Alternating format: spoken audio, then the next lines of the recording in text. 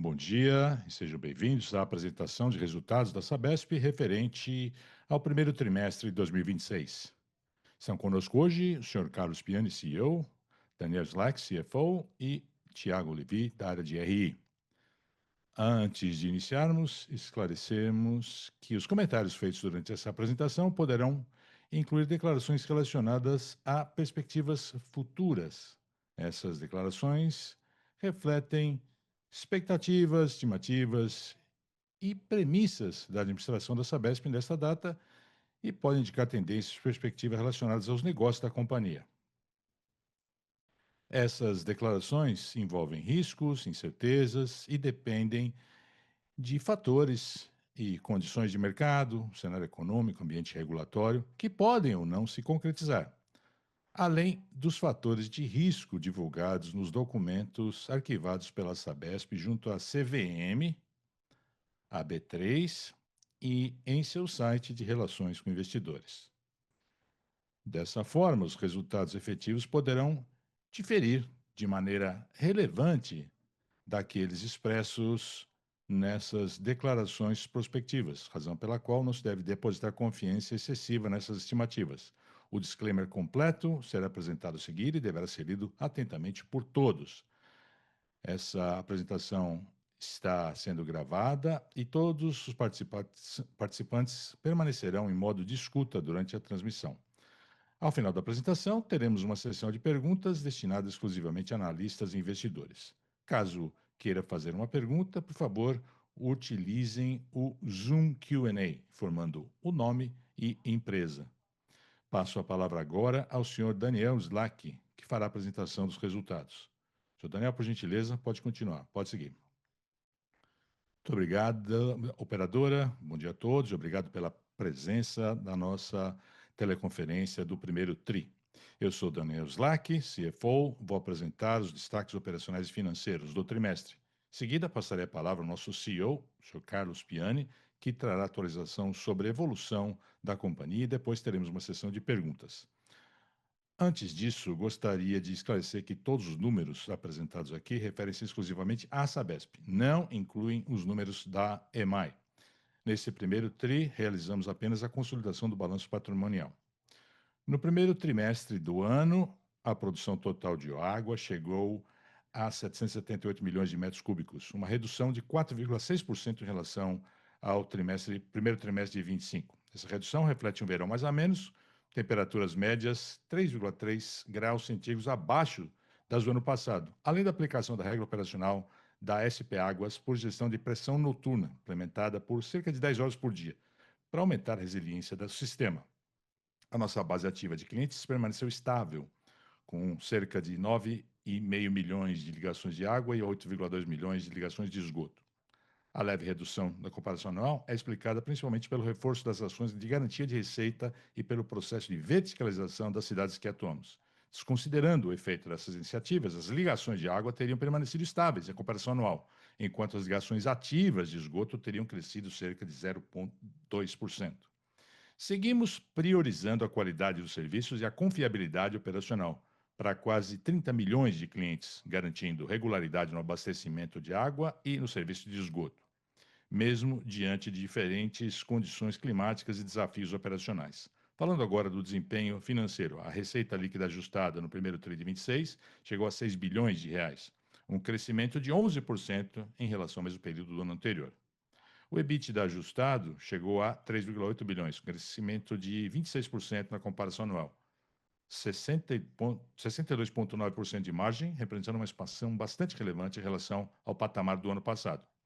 Essa evolução de margem reflete os ganhos decorrentes dos nossos esforços contínuos de eficiência e da disciplina de gestão de custos, liberando recursos para sustentar o plano de investimentos. O lucro líquido ajustado foi 1,5 bilhão, crescimento de 32% na comparação anual, impulsionado pela melhora operacional e pela redução do spread médio da dívida. Antes de entrarmos em mais detalhes sobre o desempenho operacional, gostaria de passar rapidamente pela reconciliação entre os números reportados e ajustados, assim como fizemos em calls anteriores. Como de costume, excluímos as receitas de construção, sobre as quais não há reconhecimento de margem, assim como ativo financeiro, que representam essencialmente efeitos contábeis e não refletem, na nossa opinião, a operação recorrente da empresa. Além disso, durante o trimestre, tivemos 16 milhões em despesas não recorrentes em relação a compras e aquisições. Fusões e aquisições. A receita líquida ajustada cresceu 11% na comparação anual no primeiro TRI, por causa de três fatores. Primeiro, o efeito preço, 12%. Esse resultado reflete o reajuste tarifário implementado em janeiro, incluindo um efeito de 9,1% relacionado ao phasing das contas do ano anterior, faturadas em 26. Também tivemos um ganho adicional de 2,8% de iniciativas comerciais, especialmente relacionadas à revisão de contratos com grandes clientes. Em segundo lugar, o volume apresentou o crescimento de 2,4%, enquanto a expansão da base de clientes contribuiu com 2,9%. Esse efeito foi parcialmente compensado pelas temperaturas mais amenas, que reduziram o consumo per capita em 0,6%. Por fim, o mix teve impacto negativo de 3,4% sobre a receita, refletindo a ampliação dos programas de tarifas subsidiadas na comparação anual. Esses programas beneficiam mais de 2 milhões de ligações e continuam sendo um instrumento importante para garantir acesso ao saneamento básico a preços acessíveis para comunidades de menor renda. Embora isso tenha impacto sobre o mix no curto prazo, a medida está totalmente alinhada ao nosso compromisso social e prevista dentro do arcabouço regulatório vigente. No próximo slide, detalhamos fatores que sustentaram o desempenho da receita no trimestre. O índice de preço, desconsiderando os efeitos do mix, permaneceu estável, com um aumento de 9,1% implementado pelo ajuste tarifário. No aspecto social, o número de ligações beneficiadas por tarifas subsidiadas superou 2 milhões. Embora tenha permanecido praticamente estável na comparação trimestral, representa um crescimento de 23% na comparação anual. Essa expansão reforça o papel da Sabesp na promoção da inclusão social, ao mesmo tempo em que amplia a cobertura dos serviços de forma financeiramente sustentável. Passando agora para o EBITDA, o resultado ajustado cresceu 26%, chegando a 3,8 bilhões. Esse desempenho foi sustentado pelo crescimento da receita e pelos ganhos de eficiência em várias linhas. Despesas gerais, tivemos um impacto positivo de acordo de 30 milhões a valores em atraso em um dos municípios atendidos. Os custos com energia recuaram, principalmente em função do aumento da participação no Mercado Livre, que chegou a 86%. Despesas com o pessoal também caíram por conta da reestruturação do quadro. O número médio foi reduzido em 13% em relação ao ano anterior, chegando a 8.800 funcionários. Com o crescimento da receita e custo sob controle, nossa margem EBITDA chegou a 62,9%, liberando recursos para a expansão de investimentos. Entrando mais em detalhes sobre o pessoal, redução de 26% na comparação anual, resultado de uma combinação da redução de 13% no quadro e ganhos no mix de cargos e salários. Essas medidas estruturais, mas que compensaram a inflação salarial de 5,5% no período. O lucro líquido reportado foi 1,7 bilhão no trimestre, crescimento de 18% em relação a 1,5 bilhão no ano anterior. O forte crescimento do EBITDA mais do que compensou o aumento das despesas financeiras líquidas, que avançaram conforme esperado, por conta de uma elevação nas taxas de juros e um maior endividamento médio para financiar o programa de investimentos. Esses efeitos foram parcialmente compensados por uma menor despesa de imposto de renda, beneficiada pela dedução relacionada ao pagamento de juros no capital próprio no trimestre. A transformação fica especialmente evidente na aceleração do programa de investimentos. Só no primeiro TRI, o CAPEX chegou a 3,7 bilhões, crescimento de 31% na comparação anual. Esse forte início nos coloca alinhados com a execução do nosso plano ambicioso. Já entregamos uma parcela relevante das metas plurianuais de universalização. 87% da meta de ligações de água, 77% da meta de esgoto e 71% de esgoto para o período de 24 a 26. No próximo slide, os projetos principais seguem avançando conforme planejamento. No programa de universalização do interior, a fase 1 já está em andamento, com 11 projetos, já com 5,1 bilhões de investimentos na fase de execução. No início do ano, lançamos as licitações da fase 2 para 8 projetos adicionais, totalizando 5,4 bilhões de investimentos. Também avançamos no programa Integra Tietê, com a expansão da ET de Barueri. 5,7 bilhões é o valor do projeto, que ampliará a capacidade em 41%, beneficiando cerca de 4 milhões de pessoas até 2029. Agora, para o balanço Os indicadores de alavancagem seguem controlados, mesmo com a aceleração dos investimentos. Ao final de março, a dívida líquida totalizava 32,5 bilhões. O custo médio da dívida permanece em patamar baixo, próximo à taxa de referência. Ampliamos o prazo médio da dívida para 6,3 anos.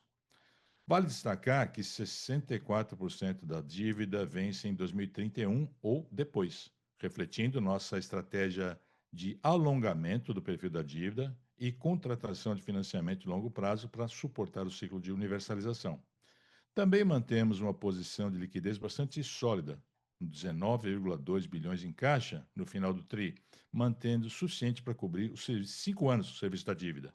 Nossa sólida estrutura de capital nos dá flexibilidade para seguir executando o plano de investimentos, preservando a solidez financeira. Por fim, os indicadores principais, a relação da dívida líquida sobre EBITDA chegou a 2,4 vezes no fim do trimestre, ainda em um patamar confortável diante da forte geração de caixa e do perfil de longo prazo da dívida. Nossos indicadores de rentabilidade permanecem sólidos e estáveis. O ROIC 11% e ROI 17%, combinando crescimento com rentabilidade. Com isso, passo a palavra agora para o nosso CEO, o senhor Carlos Piani, que comentará as prioridades estratégicas e os principais avanços recentes. Obrigado, Daniel. Bom dia a todos e obrigado pela presença.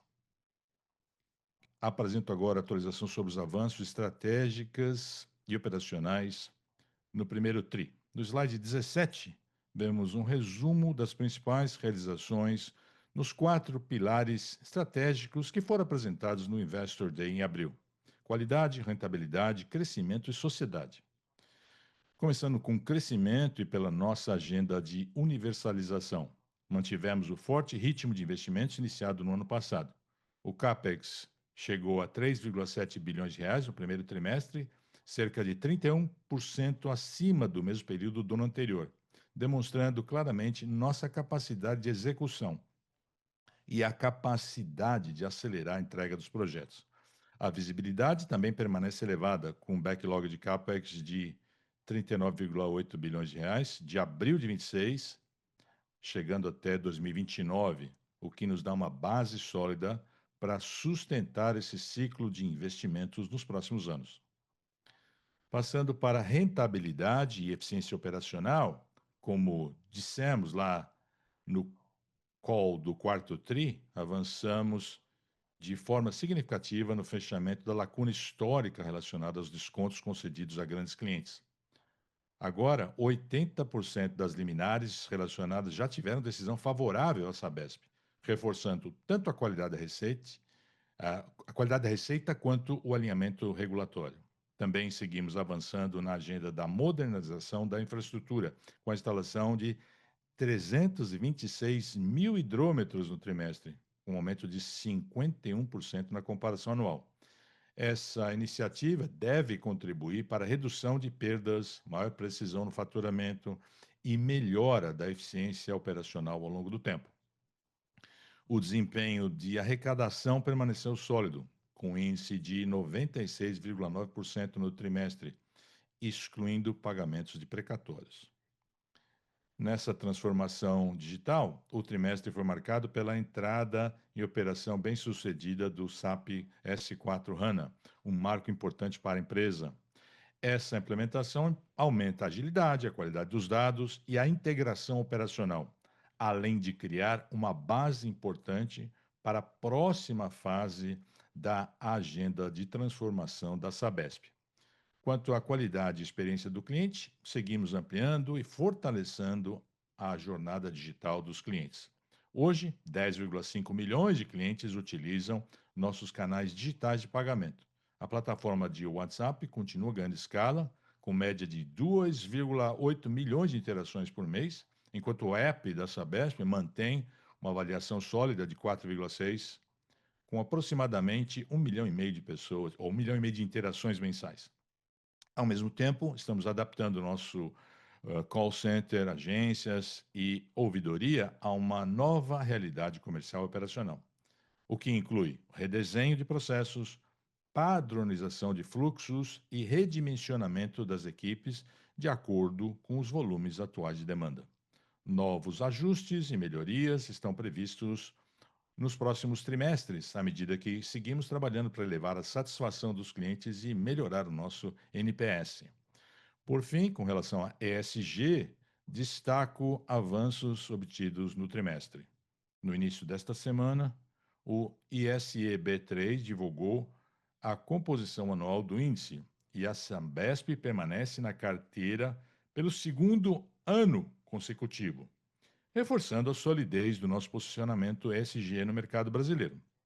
Além disso, em janeiro, recebemos a classificação B na avaliação CDP Climate, uma melhora em relação ao ano anterior, refletindo avanços em governança climática e gestão ambiental.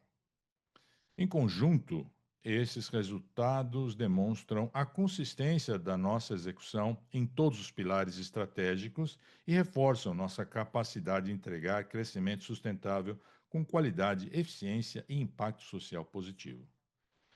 Passando agora para o slide 18, embora estejamos avançando de forma consistente em nossas prioridades, é igualmente importante manter transparência sobre os desafios futuros à medida que avançamos rumo aos compromissos para 2029 apresentados no Investor Day.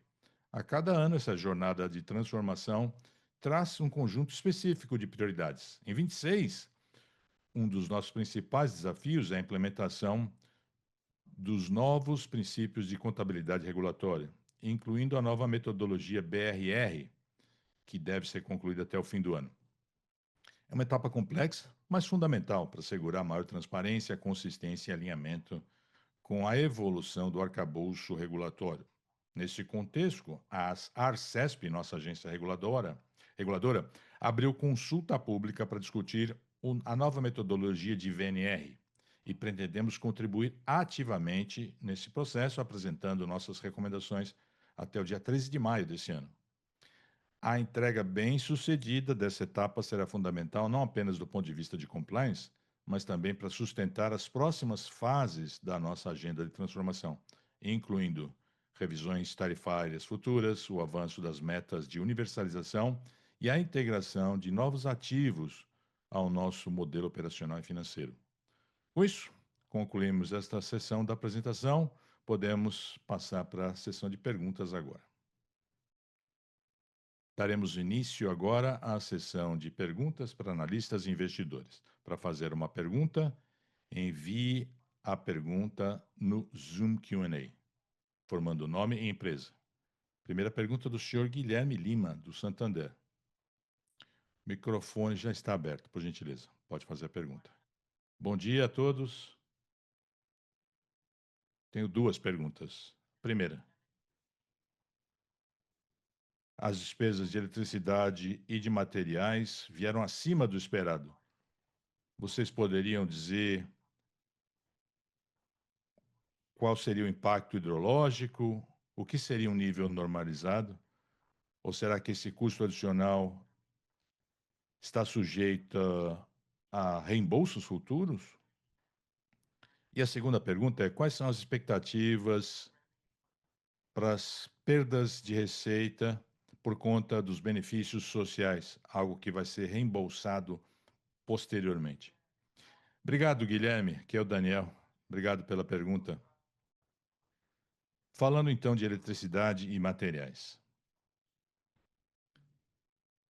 Não detectamos mudanças substanciais na eletricidade por conta da situação hidrológica, em relação ao que tivemos, por exemplo, no segundo semestre do ano passado. O que observamos é uma queda ano após ano nas despesas de energia. Estamos consumindo menos em relação ao primeiro tri do ano passado, por exemplo. Como a produção é menor, até mesmo pelo fato da gestão de pressão noturna em conexão, né, em conjunto com a SP Águas, o que é positivo. O que observamos com naturalidade, e mencionamos esse fato no Investor Day, é um custo mais alto por quilowatt com relação ao mercado cativo, por conta dos aumentos de preço que já foram implementados onde operamos. Esse é um dos aspectos. Com relação a materiais, eu atribuiria a uma questão de phasing mesmo, de timing. Não houve nenhum item específico, substancial, que merecesse uma atenção com relação às perdas de receita das tarifas sociais, que é uma questão de timing, como eu disse. O que observamos hoje é que já virtualmente estabilizamos as conexões que têm acesso a esse benefício. São 2 milhões. No ano contra ano, o impacto é grande, chegando aí a 50% de aumento no ano a ano. Quando você compara o quarto TRI com o primeiro TRI, o número é estável. Então, não vislumbramos nenhum pico de um TRI para o outro. O que é importante monitorar é que sempre que quando você aumenta, quando você cresce, estamos crescendo mais nessas comunidades desfavorecidas. Então, parte desse crescimento vai estar relacionada à tarifa paulista, ou então do CARD único, dependendo do tipo de benefício. Isso vai impactar o número. É um para cada conexão? Acho que não. É algo menos previsível, portanto.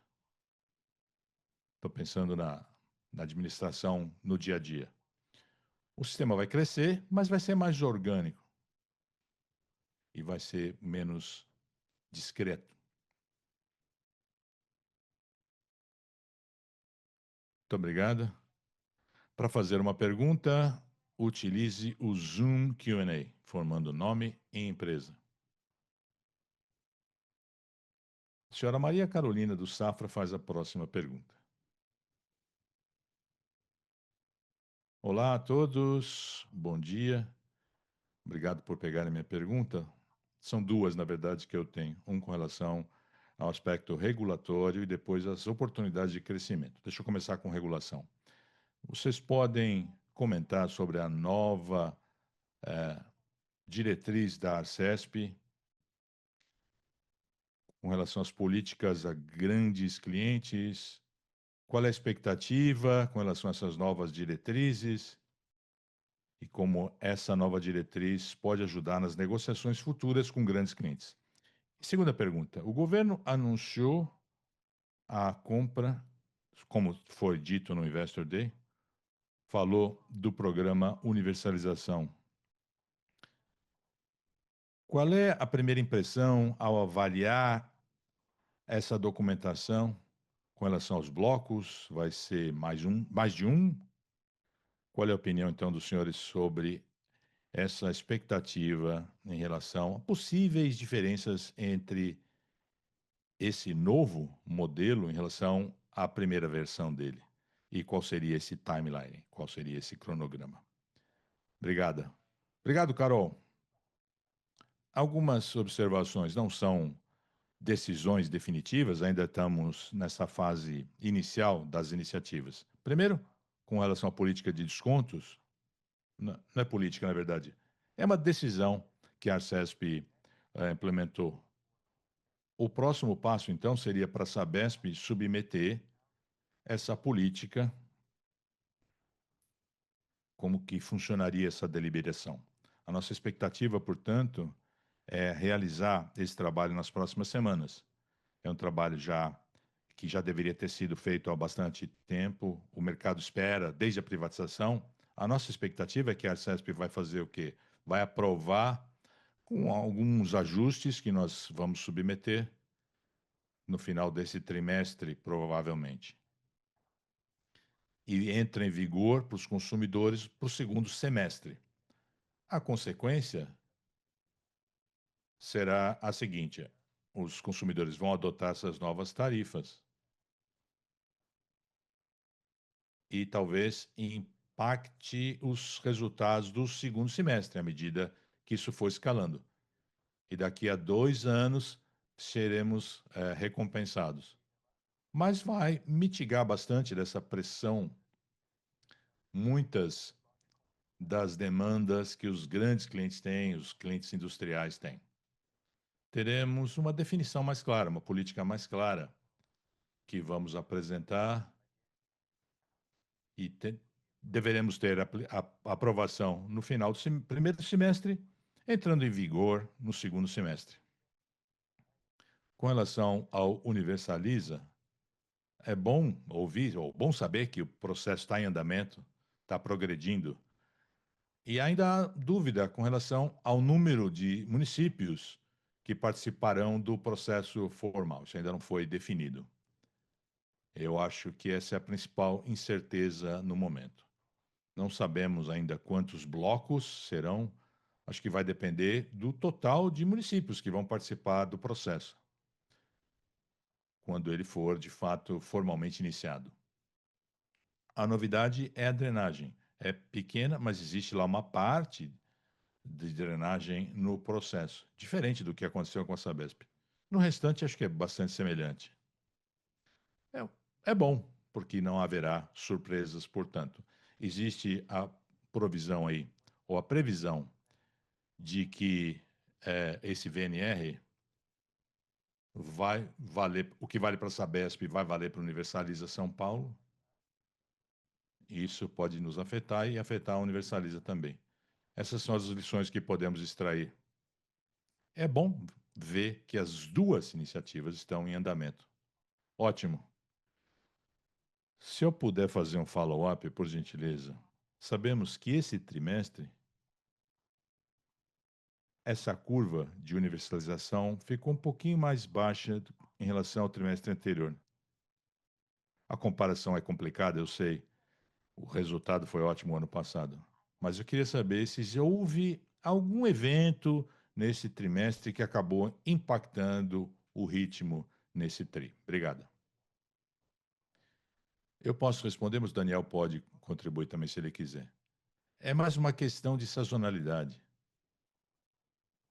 Com relação à regulamentação, tem esse impulso para deixar tudo pronto para discussão regulatória no final do ano. O quarto tri é o nosso pico e no primeiro tri é um pouquinho mais lento.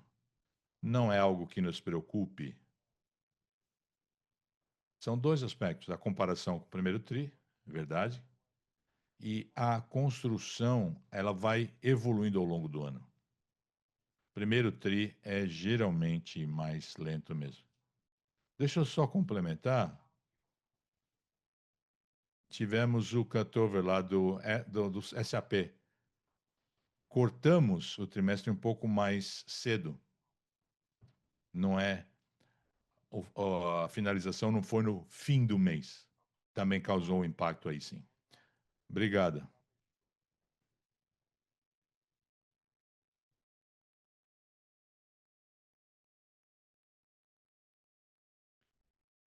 Bruno Amorim, do Goldman Sachs, faz a próxima pergunta.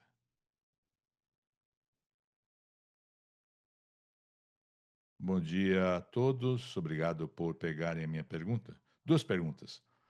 A primeira: qual é o estágio da jornada para melhorar a eficiência operacional da empresa?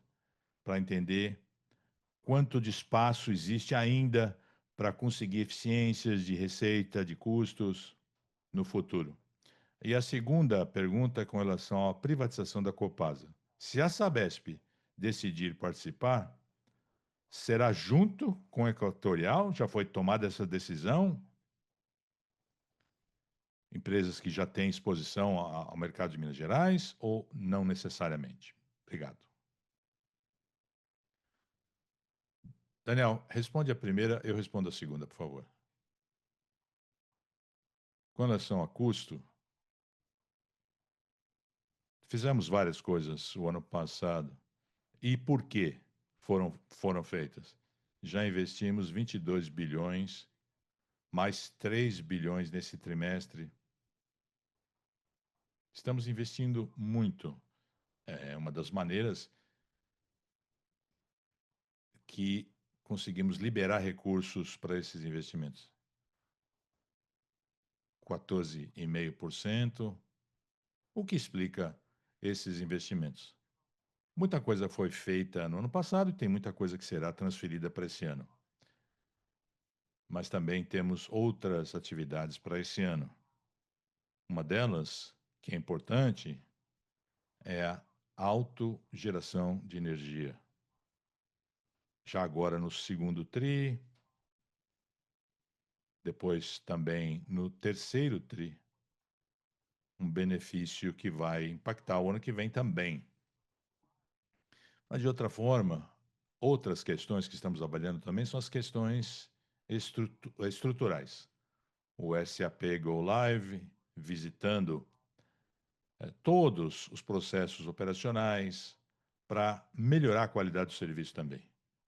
A gente evita muito guidance nesse sentido, como você sabe muito bem, mas é o que eu posso dizer por enquanto. Agora, com relação a oportunidades de fusões e aquisições,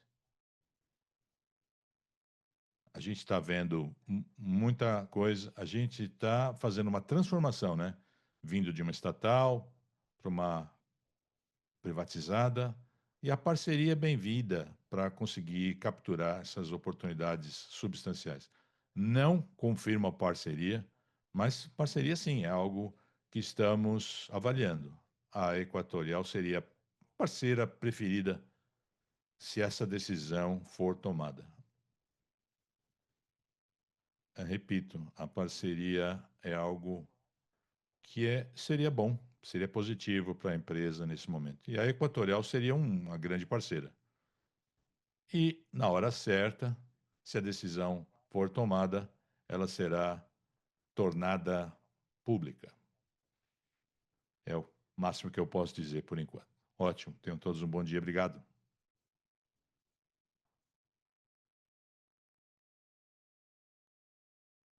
Felipe, do Itaú, faz a próxima pergunta. Bom dia, obrigado por pegarem minhas perguntas. Um follow-up na pergunta anterior. No Investor Day, a estimativa era de 20 bilhões para 26, né? Qual a expectativa nos desembolsos nos próximos trimestres? Qual seria o nível normalizado? E quais seriam os planejamentos de CAPEX para 26 até 29? Como foi a conversa com os órgãos reguladores? Obrigado. Obrigado pela pergunta, Felipe. Eu vou começar com a primeira parte, depois o Piani vai falar da parte externa. Internamente, o CAPEX começa lentamente no primeiro TRI e ele vai elevando no restante do ano. Em todo lugar que eu trabalhei sempre foi assim. Aqui na Sabesp não é diferente. Além dessa curva, dessa aceleração, foi justamente por conta também da mudança de processo. Mas sempre tem esse aumento da curva com relação ao CAPEX. Parte, a razão vem do fato de darmos início aos programas do interior agora. Foram duas partes do programa. O primeiro lote já começaram, ou já começou. O segundo lote está recebendo propostas agora. Estamos contratando expansão da principal ET, que fez com que o CAPEX aumentasse ao longo do ano. Mecanicamente é assim que funciona. Com relação à unitização, a unitização também tem a ver quando você tem um ativo que está sendo utilizado, tem que ser comissionado, tem que estar ali, com água, com esgoto sendo tratado. Isso às vezes acontece ao longo do ano. A unitização também vai crescendo ao longo do ano. Com o faturamento, você não espera a unitização de 1 para 1 nos 2, 3 primeiros anos. A gente está esperando aí 1 terço, 2 terços, menos de 2 terços do CAPEX ao longo do ano. E revertendo essa tendência nos 2 últimos anos do ciclo. Esse é o que esperamos. E esse é o planejamento, e a gente já vem detectando na prática. Falando agora sobre a questão regulatória, eu passo a palavra para o Piani. Não existe cronograma regulatório para termos uma posição formal com relação à projeção do CAPEX. Esperamos, pelo menos, que essas conversas gerem alguma definição para o futuro no início do segundo semestre, porque a gente tem que começar a planejar o que vamos fazer no ano seguinte e nos posteriores. Já tem muito CAPEX contratado por conta do trabalho que realizamos, mas existe aí um certo grau de liberdade com relação à aplicação desse CAPEX no ano que vem e nos posteriores. Do nosso ponto de vista, precisamos ter algum tipo de visibilidade desse alinhamento agora no começo do terceiro TRI. E vamos buscar essa definição, se possível, com os órgãos reguladores. Mas, repito, não existe cronograma oficial, eles não têm obrigação nenhuma para dar nenhum tipo de guidance nesse tipo de cronograma. Para fazer uma pergunta, envia, por gentileza, no Zoom Q&A, formando o nome e empresa. Matheus Amorim, do Nave Capital, faz a próxima pergunta. Obrigado por pegarem a minha pergunta, parabéns pelos resultados. Eu gostaria de entender um pouco melhor o que os senhores farão no restante do ano com relação à garantia de receita e qual é a projeção nesse ano, até o fim do ano e no próximo também. Obrigado, Matheus. É um pilar muito importante para nós. Todos os esforços comerciais onde você tem garantia de receita é um dos principais pilares de qualquer transformação. Isso vale para qualquer empresa. A gente vem acelerando ao máximo nessa frente, substituição de hidrômetros, a, a receita, né? A cobrança daqueles clientes que pagam com atraso, o que gerou muito volume nos canais de atendimento ao cliente. Estamos, ao mesmo tempo, redimensionando esses canais. Como descrevemos na apresentação inicial, estamos constantemente debatendo o equilíbrio. Quanto de volume você coloca no sistema e qual é a estrutura necessária para suportar esse volume. A gente sabe de clientes de outras empresas de serviços, o serviço ao cliente, o atendimento ao cliente é sempre meio complicado. Então, esperamos nesse trimestre agora, o segundo TRI agora, até o fim do ano, fazer possíveis ajustes para ajudar o cliente a passar por essa mudança. Políticas diferentes, arcabouço regulatório um pouquinho mais restrito em relação ao passado, temos mais flexibilidade com parcelas intermediárias para ajustar volumes com aqueles hidrômetros obsoletos. Enfim, final das contas, vamos ajustar. O foco é no longo prazo, mas se necessário, talvez reduzamos um pouquinho menos no volume ou investir um pouquinho mais na infraestrutura para continuar evoluindo, ao mesmo tempo mantendo um bom atendimento ao cliente. É um desafio, o foco é no longo prazo e ajudar o cliente nessa transição. Para pagar no prazo, mesmo por conta de um hidrômetro mais avançado, porque a medição era incorreta no passado, e a gente vai fazer esses ajustes neste e nos próximos trimestres. Muito obrigado.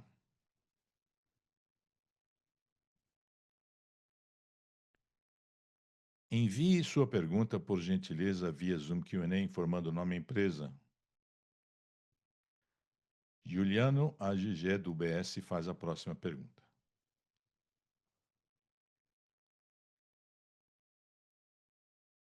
Bom dia, Piane e Daniel. São 3 perguntas.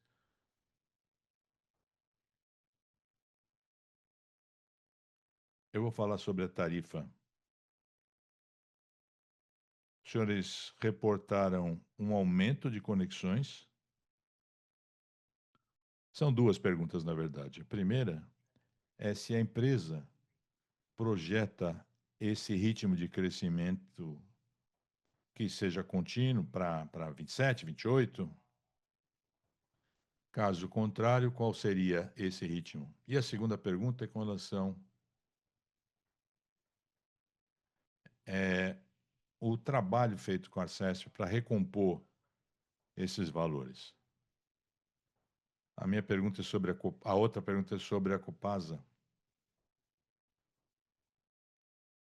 E por fim, a pergunta sobre CAPEX. No slide 13, os senhores falaram sobre o CAPEX esperado até 29.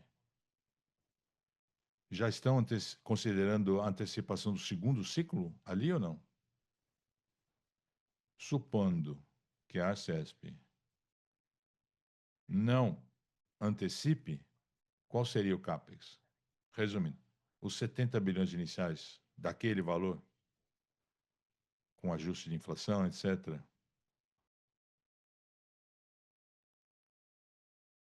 E qual seria o valor dessa antecipação do segundo ciclo? Eu respondo a primeira, depois eu passo para o Piani. Com relação à primeira, Jorge, muito obrigado pelas perguntas, muito úteis. Com relação à primeira, começamos o trabalho por etapas, por camadas. Uma metodologia que era da Sabesp primeiro, depois o contrato exigia que abandonássemos a metodologia para o cadastro único, que é o plano federal, e essa transição aconteceu no quarto tri do ano passado. E algumas pessoas perderam o benefício, mas precisavam do benefício. Então, mantivemos esses benefícios por um tempo, para que eles fizessem o cadastro único. E durante esse período, durante a aprovação da concessão, teve um outro programa que foi o Tarifa Paulista. Então, durante esse período, até praticamente até o final de 25, tínhamos regras em mutação. Quem tem direito, quem não tem, que tipo de benefício. A estabilização aconteceu no fim do ano passado.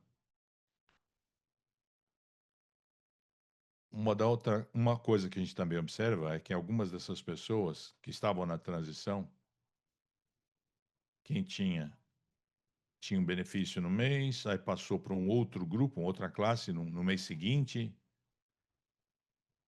E se não houver mudanças no futuro, os ajustes agora serão apenas orgânicos. O que eu quero dizer?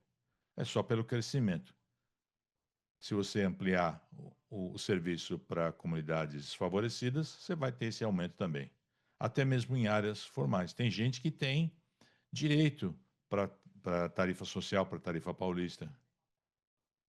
Não vislumbro nenhum tipo de alterações substanciais.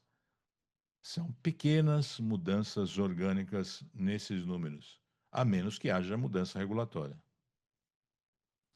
Respondi, então, acho que é a sua primeira pergunta. Copasa agora, Piane. Vamos registrar, sim. Vamos participar. Resposta simples e direta. Dependendo da evolução do processo, a gente pode depois publicar nossas opiniões para o mercado. Mas sim, vamos participar. E com relação ao CAPEX total, na minha opinião, temos que esperar o órgão regulador. Mas, Gege, eu sei que é difícil mesmo.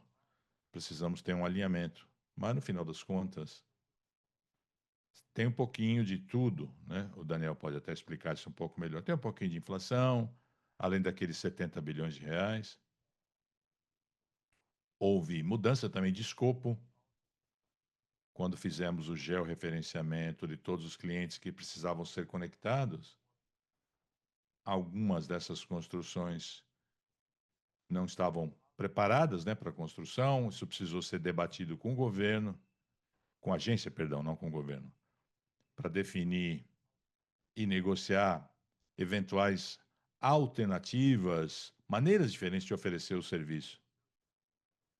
Há áreas formais com certas características rurais, que não dá para oferecer o mesmo serviço, ou seja, isso reduziria de maneira substancial essa amostragem das conexões que precisarão ser feitas.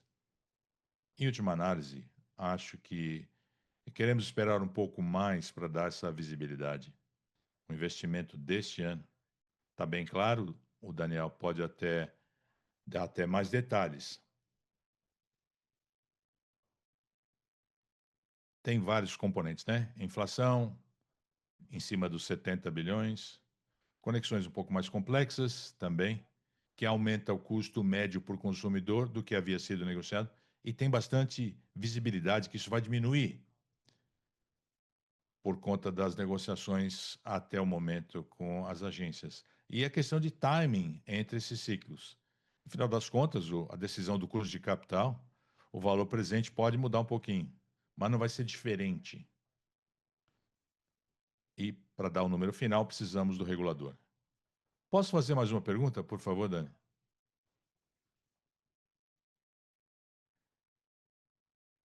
54 milhões de inadimplência esse ano, né, segundo a empresa.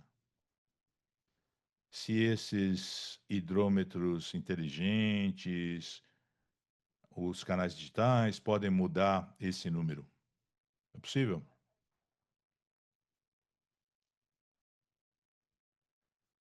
Eu vou começar, o Daniel depois complementa. Reduzimos essa previsão para duvidores e duvidoses. E essa redução, em essência, foi por conta do fato de a provisão ter sido feita com base no comportamento da cobrança no passado. Como mudamos muitas políticas, muitos procedimentos, vamos melhorar a taxa de cobrança de agora em diante. E por conta disso, a provisão contábil é menor. Por isso que estão em queda, é simples assim. A política não foi alterada. A provisão para devedores devedosos tem por base no histórico de cobrança. Esse histórico vem melhorando, a previsão antecipada diminui. Se o comportamento mudar, a provisão também se adapta. Existe o alinhamento. Com relação aos hidrômetros inteligentes, onde eles podem ajudar? Não é novidade, né? Um hidrômetro inteligente. A gente estava até um pouco defasado. Por exemplo, nos Estados Unidos, na Ásia, já se usa. Mas uma área que estamos liderando, estamos implementando uma válvula nesse hidrômetro inteligente, o que vai facilitar conexão, desconexão, seguindo as regras da Arcesp. Acho que trará eficiência. O hidrômetro inteligente vai permitir que o consumidor faça uma leitura diária do consumo, menos surpresas, né?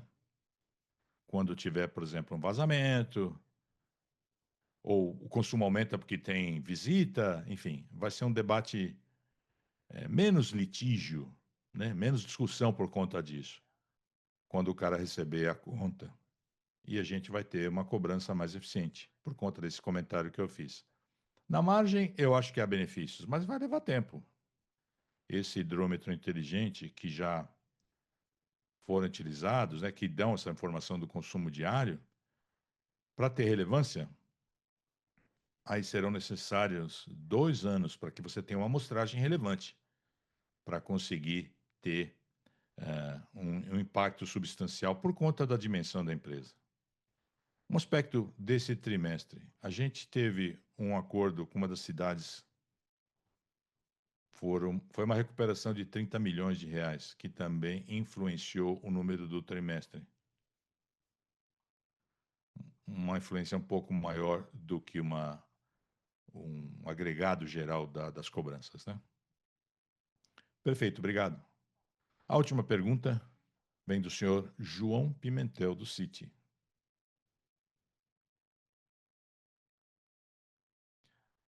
Olá, bom dia. A minha pergunta é um pouco mais ampla.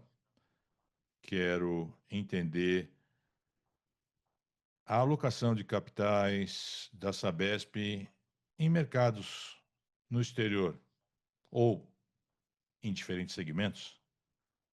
Sabesp já é uma empresa de 100 bilhões, tem a Copasa, tem a Universaliza, num consórcio com a Copasa, com relação ao tamanho da empresa, não é um valor tão alto assim.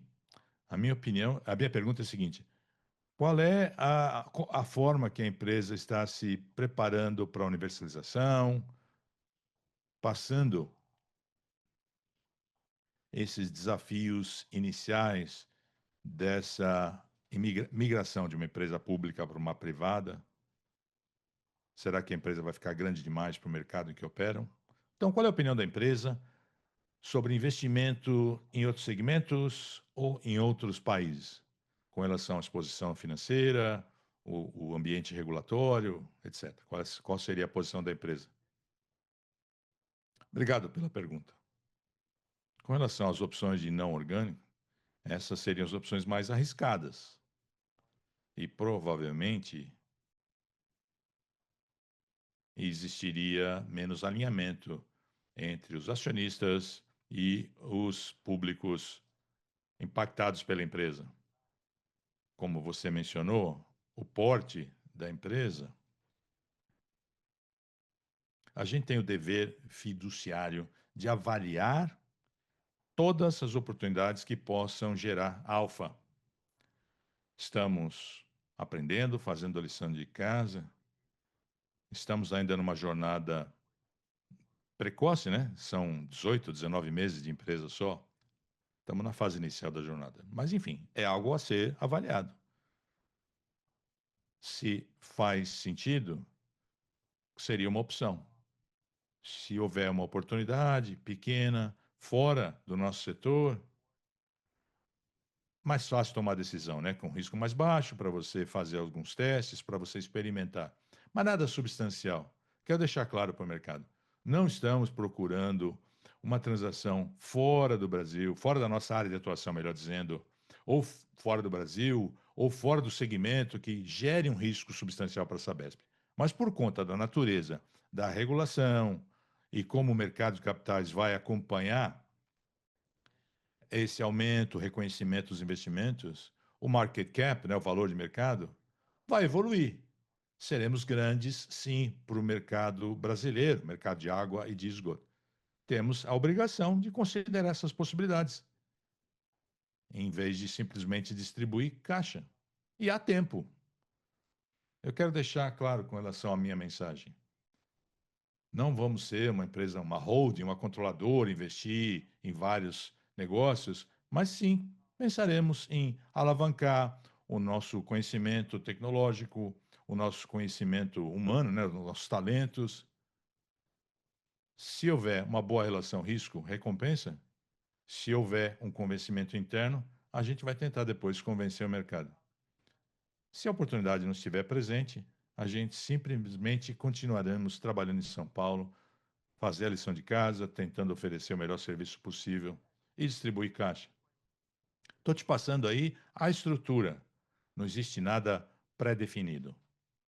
Temos a competência, caso a oportunidade apareça fora, né, da nossa área, mas por enquanto não.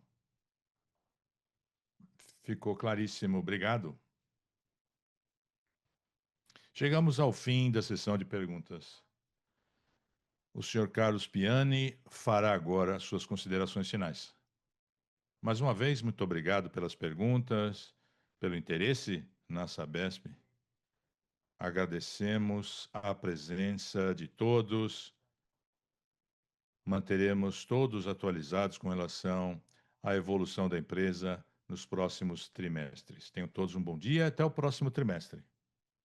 Chegamos ao fim da apresentação da Sabesp. Muito obrigado a todos pela apresentação. Tenham todos um excelente dia.